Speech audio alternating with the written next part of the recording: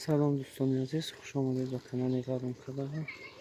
امروز نوار ما از نمایش شهدود می باشد که یکی از بهترین توت‌ها در ناحیه رشت به حساب می رود.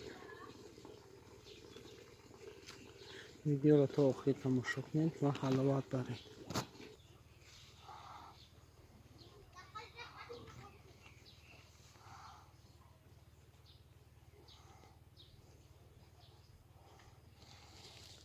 برای نفرانی که تا حال از این توت استعمال کردگی نیستند توصیه می دهیم که برای خوردن این توت شیمو کورتای سفید می پوشی و در طور توت میبروی میخری.